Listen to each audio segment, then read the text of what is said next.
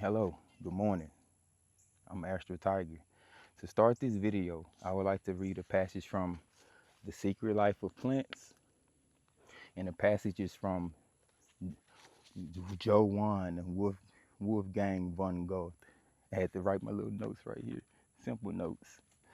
He was born in 1749 and died in 1832, but he was a brilliant German poet, thinker, writer, and he tried to bridge science and poetry together because he believes that science came from poetry.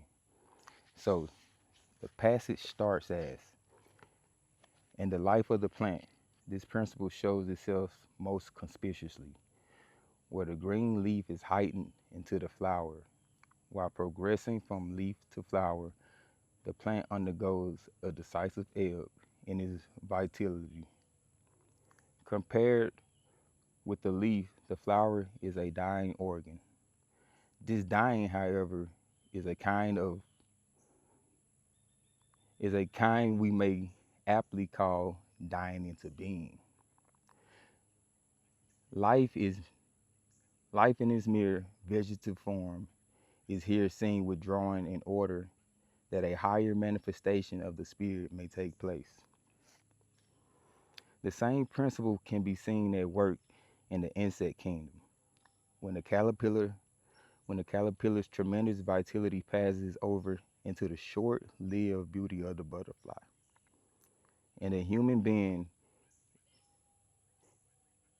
it is responsible for the metamorphosis or organic process with which occurs on the path from the metabolic to the nervous system, and which came to recognize as the precondition for the appearance of consciousness within the organism.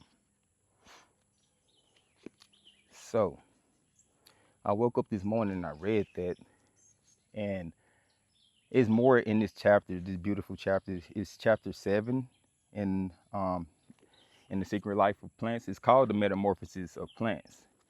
But we're also like these plants. Right here I have my moringa trees that I'm growing. Next year we're starting a nursery. So these are the mother plants. So I would like to read to them too. And have copper cup. So he in this chapter he goes to show that because he conflicts with Darwinism and Charles Darwin's belief that genetics are just genetics and genetics are based off this and that. But Goethe, in his examination of plants, he understands that each plant has a personality of its own and is a manifestation of its own. Each seed sprouts into a full grown plant. He wanted to create one plant that could create all plants because he believed that all plants came from one plant. And so he spent his life trying to prove to his close inner circle, who didn't really understand his language of understanding nature and the harmony of nature. And he tried to prove himself to the world. He came out with a brochure. The birds are getting close. They're listening to to us. So yeah, let's get back on topic. Yeah, he really wanted to bridge the nature and human connection, but he more understood that plants are not just simple life forms. They're more yet complex, living, intelligent organisms, and that they're their own manifestations of consciousness. And from what I got from that passage is our outer being reflects our inner being, our consciousness. Our health reflects our consciousness. We are always in metamorphosis. We're always changing. And that is also a reflection of the consciousness. And once we understand that everything has its own language and reality, we begin to observe reality in a lot of reality becomes more aligned. It's like opening our perception. It's just an expansion of consciousness, awareness.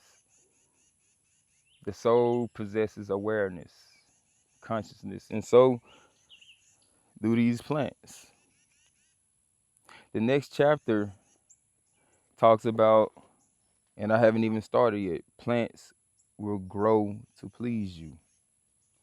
It's ironic I spoke on this because my intuition told me, or maybe the plants told me, that earlier this year they fruit because they're happy that they had the chance to live. So going back to the previous video on how modern life is making us less human, it goes to show that we're really disconnected from the Garden of Eden. Excuse me.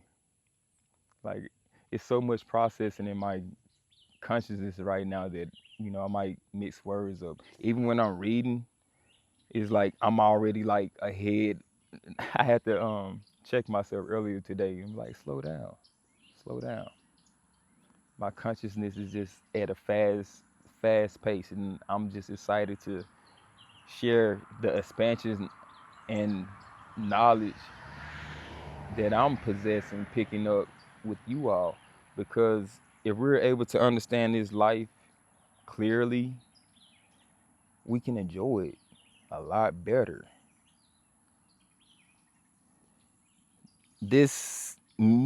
I'm actually successfully growing moringa trees now. This is like my third attempt. Last year I tried, I had no understanding. I tried again a few months prior to this, no success. But now we're like 2 months and they're getting wooded. I did a first trim. I got some moringa powder in there. In a later video, I'm going to talk about the benefits. But they're thriving. So it goes to show that these living beings, they move in their own way. Maybe plants became so grounded in their spirituality that they decided that they don't need to go anywhere. When I'm here on this property and people are like, oh, you should leave, get out. What's outside that I don't have here? Getting this and working this property is amazing. It's taught me that nature is the way. Nature teaches you everything. I even explain to people why I'm not full vegan, and I definitely understand why I'm not full vegan now, because even plants themselves are highly intelligent. It's like this balance, you know, and it's like on the reality of veganism. I ask people, if society collapses, can you walk a mile and find food within your perimeter? We got to stop pushing our ideologies on people on how people should eat, because we got too comfortable with pushing stuff on others.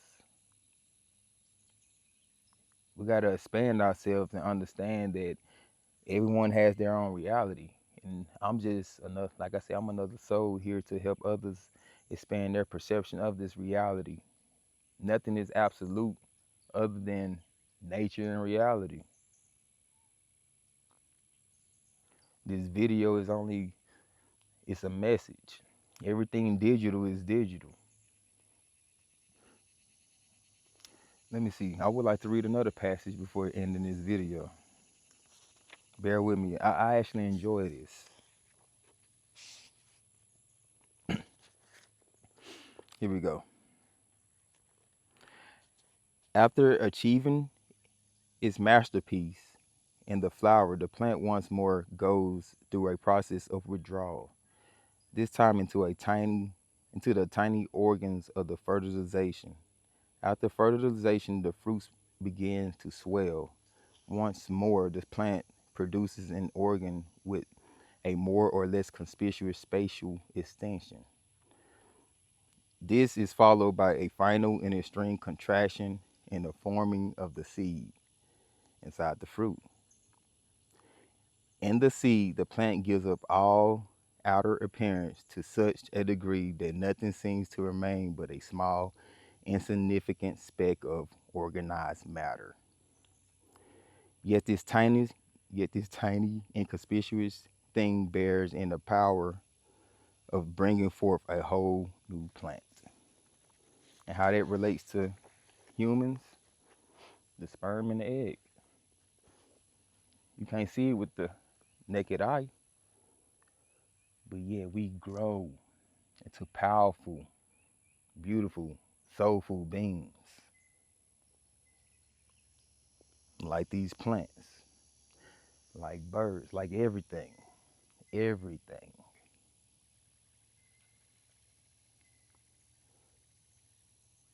So the whole aspect of this video is, I guess the lesson, we're all going through our own metamorphosis. And so within, so without, your outer perception of life is based on who you are inside, your soul. And others like myself who are trying to help expand the consciousness of others, it's like showing a path that maybe you viewed this beautiful object the wrong way. That everything in life has its role. I had to think about the mosquitoes that were biting me this morning. Yeah, I might get you, but you play a role for the bats I see in the evening. But I'm gonna get you for trying to get me. It's survival, and we got to remember, survival is part of this consciousness. Because what I have come to realize is that, I'm gonna make an example, and I'm gonna end the video with this. I was scrolling through social media yesterday, and there was this video of children, probably in the mid-Congos, enjoying a meal of bamboo meat. People were in the comments being racist and dogging out these kids. And I just wrote in the comments that humanity has come this low to where we no longer understand that they're living in survival. And us over here, we're living in comfort. But when the comfort is gone, will you still be the same way? We're in comfort, but how many are showing gratitude and appreciation? When that's snatched from you because Mama Earth probably decides it's time for a hurricane or something, remember, that's been going on forever.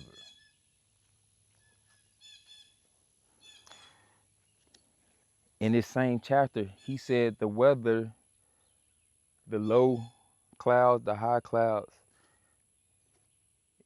it's the breath of the earth. So when she make her, you can only be prepared.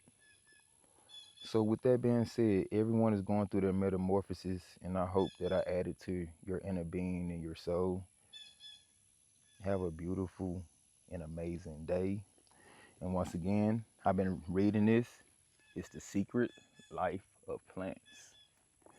A fascinating account of the physical, emotional, and spiritual relations between plants and man by Peter Tompkins and Christopher Bird.